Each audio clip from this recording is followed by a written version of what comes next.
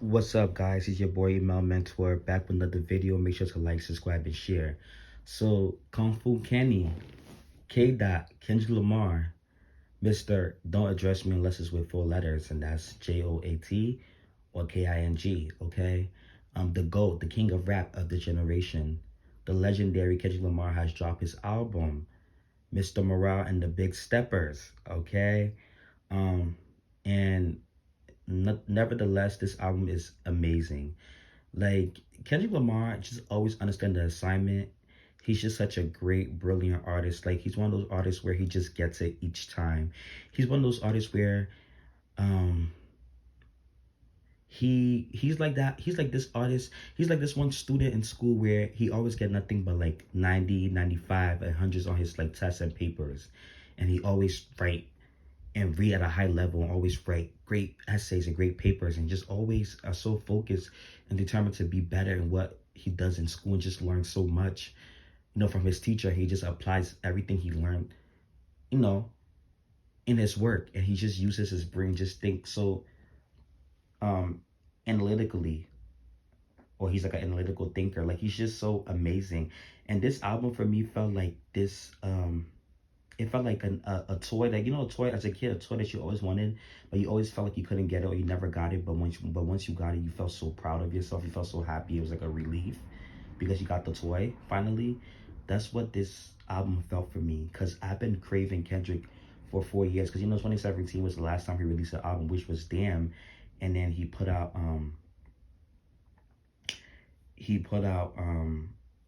the Black Panther soundtrack. He, helped to work on that. And he had a song with SZA and J Rock and then The Weeknd and stuff. But he haven't really put out an album since 2017.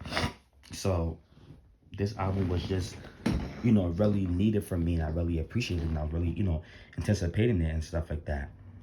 Um and this album is just amazing. Like, Kendrick Lamar is like literally up to the sky, and these rappers are beneath them. He's like the A+ student, and they're like the C, D, and F listers or F students, because nobody's making music like him. Like, the stuff he's put out on this album, nothing that's out right now sounds like anything he's putting out, and it's just don't sound as good as what he put out. Only person who's making decent music that came out this year in the field of rap is Pusha T. His album was amazing as well. It's not Kendrick's album, but it was definitely amazing, and the raps were amazing, and the bars were there. And Jack Harlow's album was pretty decent.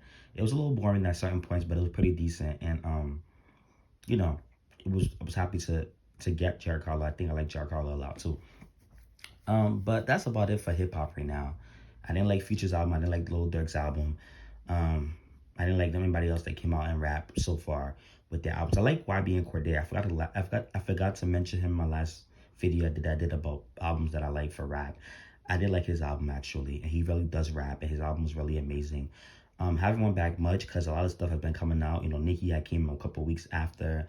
Now Kendrick's out. Pusha T came out. Kanye was releasing Down the Two. Like, a lot of stuff was coming out, so I was kind of not paying attention to the album a lot, but I need to go back and listen to it again because it was amazing. But anyways, back to Kendrick Lamar, because it's about him and this is his day. So let's get into the album though. So he have United in Grief. That was the opener of the album. This song, I like this song. It was a great opener. I think in this song he talks more about like relationship or money and stuff like that, and just the way how he grieves stuff, and that's just how he's different. Because throughout this album, Kendrick talks about a lot about self acceptance, love,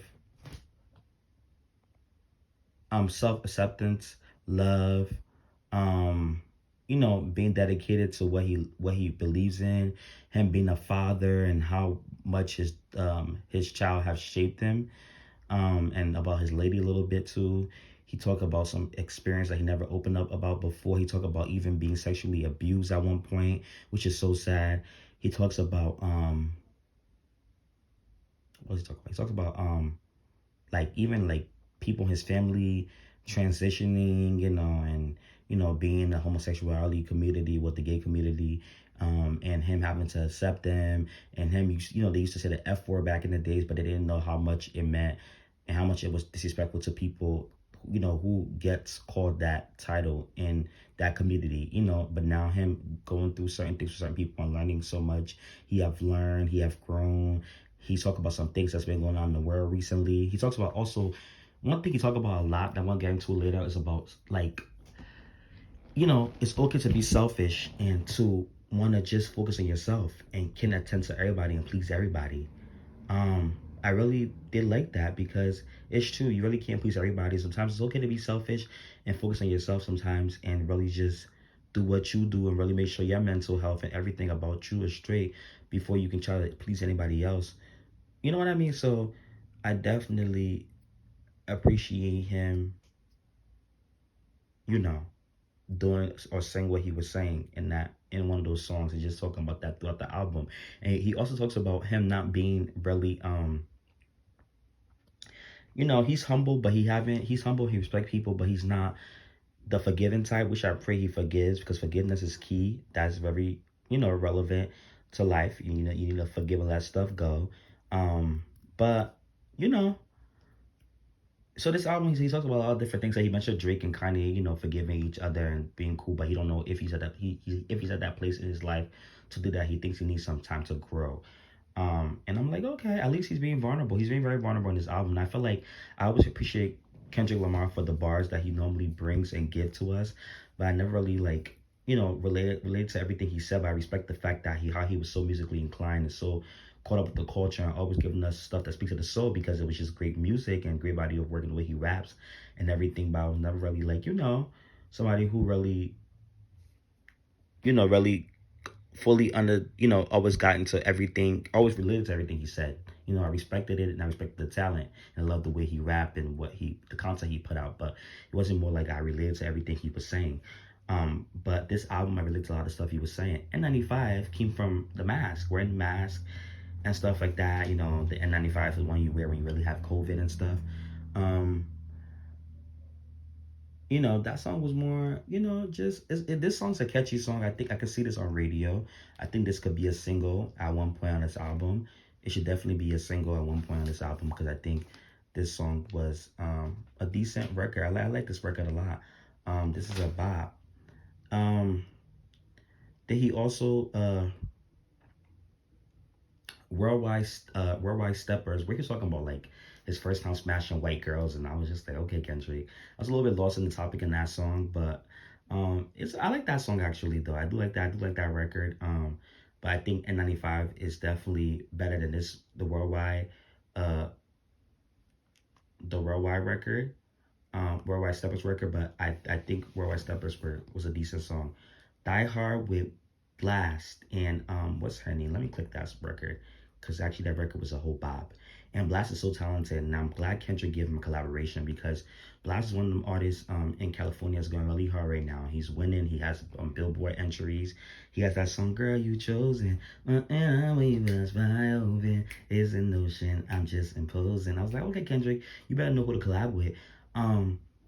He did a good job on this song. This definitely needs to be a single. This needs to have a video. It needs to be promoted because this is a whole bop, and I think this will do well on radio. And I think this will be a chart topper. This is a great song. I love Blast on this. I think his voice complements this song a lot. He's not the greatest singer, but he has this type of melody to him. He's like an R&B mixed with some hip hop elements. I love him. I think he's very talented. I like his music. So shout out to Kendrick for giving him a collab. I think Kendrick sees certain people. And certain people he really like, and I'm glad he likes Blast. And Amanda Reifer, over her name is, I don't know where she's from or who she is, but just listening to this song made me want to go listen to her and see what she's giving and stuff like that. Because I like this song. I like her. Even her voice on this song is amazing. Out of here. Like, she sounds really great on this song. So shout out to Amanda Reifer. One thing about Kendrick Lamar, he gonna put people on records. He gonna make you want to, listen to certain artists because of how well they sound his songs and how well he makes sure they sound his records. Also, shout out to my girl Lucia Cat. Also, he has the song Rich, the interlude, which was good. The Rich Spirit, that's the one that I think could be a single. I like that record. That record definitely could be a single. Everybody's saying that's the one that's gonna be a single. That's the one that's gonna catch people's attention and stuff like that. And it probably is because it's a really good record.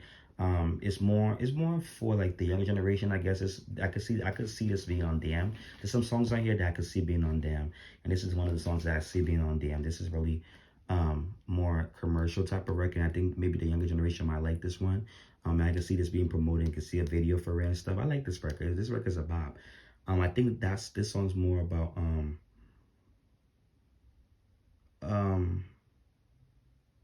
just rich spirit, just uh like I think it's more about the limits of loyalty. I think for me, I think that's what he was talking about in this song. Um, and I like the record. We Cry Together is about the toxic relationships and typical men and women arguing about certain stuff, and it was I just like that one. I like listening to that the sound of listening to that is amazing for me. Um, Purple Hearts, with Summer Walker and what's his name, and Ghostface Killer was amazing. I love that record. That record needs to be a single as well. It needs to be promoted. It needs a video. Summer Walker was actually really opening her mouth and really singing. She sings decent for the most part, but she really was singing on this song. Her part was decent. This song was a great song. I love the way Kendrick rap on this song. This song has a catchy hook to it, and it's amazing. It's really an amazing song. Um, and Ghostface Killer still got it. He's such a legend, and I'm glad him and Kendrick did a collaboration. The song is fire. His part was fire in this record as well. So shout out to him. I love Purple Hearts, one of my favorite songs on the album.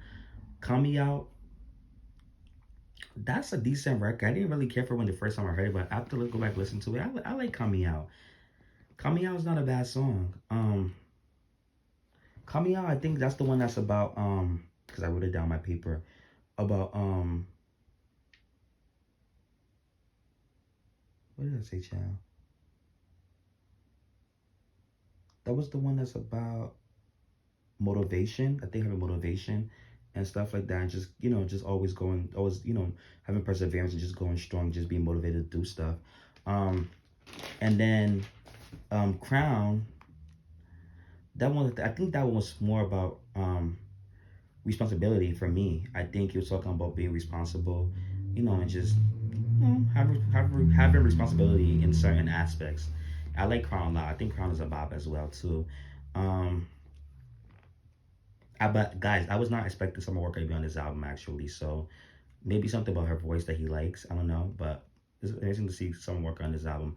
Silent Hill with Kodak Black. Now Kodak Black narrated Rich Spirit actually early on the album. Kodak Black didn't deserve to be on this album at all. He's trash. I think normally Kendrick's formula is to give certain, whoever artist that's mainstream or that's popping or have a fan base that he think is talented, he works with them, and he works a lot with people who are very undercover, who are very talented that we don't know about, like Zachary on Damn and other people on Kim City, and to Pimp Butterfly and stuff like that. He always work with people, you know, that's talented that we don't know about, or people who's mainstream that's very talented. Um, but Kodak Black, he did. I like him narrating on Rich Spirit, but on Silent Hill he was trash. The song was a decent song. I like the song. I think the beat was fire, but Kodak Black on here was trash. Kodak Black was not really rapping. His verse was trash. I didn't like it at all. Hang it out flat screen. But I mean, I think because of the fact that they're both Israelites, I believe, and because Kodak Black also was one of the first people to use the word big stepper and promote it within his, his term, one of his terms that he used a lot. I think Kendrick was like, yo, I want to use this. Let me make sure I get this man collaboration and have him be involved with this album because that's his term. Because Kodak's somebody who, he is a trendsetter. He does start trends. He does say certain things that have people repeating it. People be quoting some things he be saying as his raps and his lyrics and stuff. I don't think he's a great rapper, but I think he has things that's quotable for people to use because he's smart when it comes to certain trends and saying certain things that people would like to use. He knows what the young generation want to hear. And he's part of the generation, so he will outsmart them in that category. But when it comes to rap, it comes to really just announcing his words, he's not good at that. The accent, I love when people have accents, especially down in South. But I don't like his accent. I think it's so bad that when it comes to even the raps, he cannot pronunciate and enunciate his words really well. Um, but Silent Hill's a good song though, minus Kodak. But Kodak got lucky because you trash. I don't think Kendrick would have give you a collab. Everybody that's out, that's new, he gave you a collab because of the fact he used your term. Because I remember when Megan Thee Stallion was using what's that thing, term she was using? Drive the boat. You got mad because you said that was your term. Um, Savior, interlude was fire. That's where Baby Keem just kind of rap by himself, and he did an amazing job. Baby Keem is talented. I think he studied his cousin, and he watched him as an artist, and he idolized him, and now he's out, and he's just amazing. He does sound very new and more modern and current. He's he's on that little trend, but he still is a decent rapper. He could rap, like he could rap to a certain degree to save his life. A lot of these people can't. You know what I mean? But I think he still try to make his music sound current because he's in a new generation and he don't want to be too lyrical, miracle, like his cousin to really, not to have fans because people appreciate that. But now when you're young, you're trying to market yourself. Kendrick been in the game forever. J. Cole's been in the game forever. Nicki's been in the game forever. Kanye, Jay-Z. So those people can do that. They have fan base that they grew with doing that. But nowadays, music is so subjected and so low standard, low value that he has to kind of just but he still raps though. Don't get it twisted. He did a good job on Savior. And then the interlude. And then Savior the song, he did a good job with his verse. And Kendrick Lamar ate that song up. And the song was amazing. Amazing, amazing, amazing, amazing. Auntie Diaries was the one about gender and accepting people for who they are and him, not knowing certain things, but having to accept the fact that, sometimes things happen. People you learn from experience with your family and stuff. He in the song he talks about his aunt and her turning herself into a man and being a trans man now, and his cousin transferring from a man to a woman, and him accepting them and learning a lot. And I think this song of Mr. Morale was where he was like, oh, he used to like say the F word a lot, you know, but he learned from it. He learned better once he saw, how it is now and everything. And he have learned that those things were nice to say back in the days and stuff like that, according to what he was saying. Or maybe people around him were saying that, and he was just, you putting it in his term. I don't know. And I think one of the songs he talked about getting sexually abused and stuff like that, and it's unfortunate and sad. But people was like, why would you put that on an album if you're talking about sexually abuse?